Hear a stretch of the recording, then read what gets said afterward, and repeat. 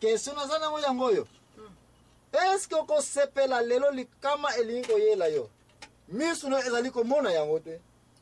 Mais basali anzami ba moneli yango déjà avant yo sala accident wana. Avant yo zo malade wana ko kumba yo na kufa. Ba passer déjà ba Lévitique ba mona ki yango déjà. Siko bango yeyo ba sambeli pona yo sans que yo yeba yo zana sa pongi. Accident ko bango déjà ba sambela ki eza dérouté. Oko sepela accident e salema ou bien oko sepela accident e salema te passer ba si ba sambela ki pona yo ba si ba dévier déjà eloko wana. Parce que baza réservé par Nzambe, baza na cadeau, baza na don, ezal ba Lévitique déjà Nzamba pona ki bango tsaki bango na peme ki akobana ko communiquer na bango. Pour comprendre bien likamna zo banaza na question moko. Olanda ki mateya na biso ya église, secte na nini? Na culte, n'est-ce pas? Tolobela ki ba sali ya Nzambe o batonga ki lingomba wana, Tolobela ki ba Lévitique, bo pesanga d'abord. Batimi bale yo yebi bazaki ba Lévitique. Aaron na Moïse, n'est-ce pas? Siko Aaron na Moïse bazaki ba Lévitique. Au moni musala bazako sala na ndako wana ko tonga ko construire église ya Nzambe, Est-ce que bana na bango siko ba Lévitique lisusu? Bazako sambela pona yo, oke na guerre te. Ozonga boy. Ozuma ba don o ba pesa bango ke ka ba Lévitique ba sala Nzambe, bango ka bazako kende ko tumba mbeka. Kosenga masumu ya nini ya Israël. Donc ozomona ke réservation déjà libota oya ba Lévitique ki ba pasteur. Ozomona komba za ko communiquer na Nzambe ki yo ngai biso nyonso za ba Lévitique ete na tango ya Moïse ti na tango lelo tusa ko communiquer directement na Nzambe te. Mais bango ka ba Lévitique bazaki na droit ya ko communiquer na nini na Nzambe. Na tango wana ki epe mrola we kufa te ti ba Lévitique bazali. Mais na lingina ntozonga na tango ya kala. Ozomona teke ba question opposée ngai comment bango kaka fiba mona oyo Nzambe aza ko lakisa. Omoni teke Nzambe aza osoyaka na Moïse, Lévitique. Donc comprendre pourquoi Nzambe sa ibona pemeli parce que bango ka bato azaki en communication directe na Nzambe. Il faut ko tia makambo na tana yango. Likambo na tana yango na sama bele oyo. Na mtaloba yango. Salomon. Chaque chose a son temps. Na temps wana yeto ko yako démontrer ko ke temps yango na temps le peu différence zati na ba Lévitique. Est-ce que tu yokani ete ba Lévitique bazali ko yamba makambo na Nzambe ba ko mona yo accident ba ko sambela pona yo ezala dévier. Ndenge bongo lobi soke za bongo. Karanga yo mama yawe yawe yo mama yero karanga yo mama yawe yawe yo mama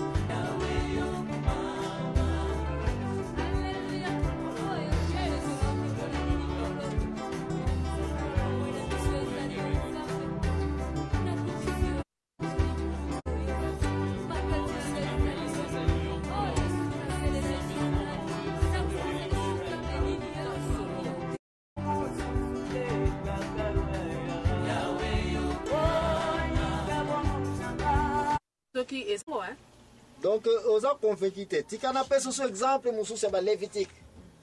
Oyebita Moïse azali ko bunda bitumba bana iza bazali ko bunda bitumba contre ba Philistin contre ba bikolo musuna ba désert bazali kende koleka.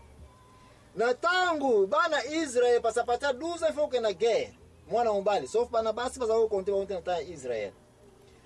Tangu bana Israël bazali ko na guerre, bazali na mingi te. Mais Bible lobi moka za ko bundisa 1000.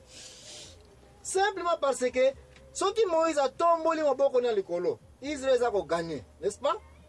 Mais soki maboko ne komi okita Israël komi kosala nini kopola osi otango na Bible akomi kolemba. Mais sikoyo balevitiki bazali koya kosimba maboko na ye kiyeba maboko ya Moïse soki ebandi kokita na se azalaki na bato na pembeni na ye ki ete balevitiki bapaster kaka oyo toza kolobelaka oyo. Soki maboko ya Moïse elembi balevitiki bapaster bakomaki kotombola maboko ya Moïse epuis ta baza kotombola maboko ya Moïse na kosambela na bango Israël ekomi koganye. Nde place na Bible eza koloba ete moko akobundisa combien 1000 elingo bake balevitiki musala oyo aza kosala ya kokenda guerre te ya kotikala me kaka levitiki moko na ntango aza kosambela nzambe aza koyoka Israël eza koganye. Elingi koloba ete ntango tokenda na misala ntango tokenda na baactivité na biso journalière soki bapaster na biso tokoki kotika bango libre baza na ndako kosambela mpo na biso na temps oyo toza na misala toza na temps ya kosambela te.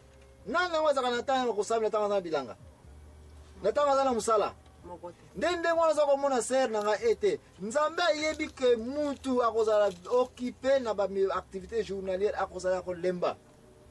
Mais il faut bagardien de fait bazala oyo akengelaka cité Bible elobi asalaka nini alalaka te yeba nani balevitike musala ngo kokengela biso ntango tokende na cité ntango tokosala nini baactivité nyonso balevitike bapase musala ngo ya kotikala na bandako na bango kosambela mpo na biso kointercede mpo na biso kosenga pardon na nzambe makambo ebele na faveur na biso yango wana il faut totikaka bapaster na biso libre baza na temps ya kosambela ya kotia mabolongo na se ya kosala bajeune et prière mpo biso ntango toza korate baactivité wana ya kosambela ya kosala communication na nzambe bango baza kointercede mpo na biso yango wana fo bazala libre yango wana lokola baza libre chômage pauvreté ekokotela bango e mpo na koevite pauvreté il faut biso tokenda na misala toya kotika na bandako balevitiko donc badime yango wana na baofrande tokolobela yango mpenza lelo te me question kitoko dime na ofrande eza kokende boye na boye me tolobela yango deja ser na ngai baofrande na ntango ya ebandeli Adam baeva bakayen bango nyonso baza kotumbela nzambe nini mbeka wana baofrande yo mpe moto opozanga question frère na ngai donc ngolobake baofrande na badime eza différent oui eza différent olingi kowela bénédiction nzambe ekangama na baofrande me dime olinga te il faut kopesa yango ofrande ndeko nanga so babi boya kopesa 10 soko olingi no kopesa 5 opesi na yo 5 ebo so olingi no kopesa te ozangi mapamboli bo etali yo soit ozangi mapamboli soit ozwi etali yo kaka me dime ndeko na ngai moto akosa yo te obligatoire il faut kofuta yango ti ntango oza koproduire question naza nao est ce que motu nyonso efa futa dime yango fale pe na tu na yo ponga pe na yebi te soki moto nyonso fa futa badime la vérité bandeko na ngai ezali présenté pa ngai l'impresario Joachim Zambwana nazali accompagné awa epai na mama nani mama ani ngai l'antivix minona ino moto azali koprésente émission oyo nde ntango tokozonga bongo tokokontinue kodetaye question ya mama ani awuti kopose est-ce que moto nyonso bafuta dime ubie bato nyonso bazali ke bafuta dime te merci mingi tokenda kozwa mwa repo ntango tokozonga bongo tokokontinue na émission na biso oyo ya la vérité merci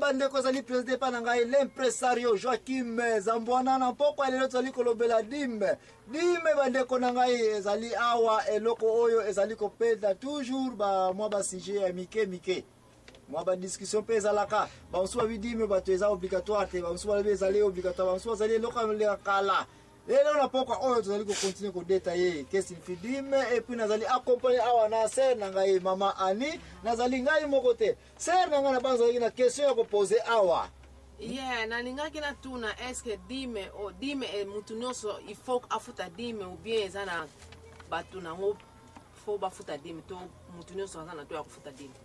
Bon, question ezali kitoko mingi mama Anya uti ko tuna eske mutu nyonso fafuta dime ou bien dime eza na ba exception. D'abord pour comprendre qu'est-ce que signifie dime to uti ko expliquer yango na banza olandi yango po za kozwa ka ba note kuna na banza za ko retenir comment to za ko kita malembe to banda ko expliquer que offrande na dime différence ezali to expliquer que dime liboso mutafuta yango nani ezali Abraham et pas Melkisedek et puis to ko mona ete nzamba ko pesa ordre ba Lévitique bana ya Levi basala te et lokola ba ko sala te ba ko nini ba ko lata nini ndeto ko mona ete nde place na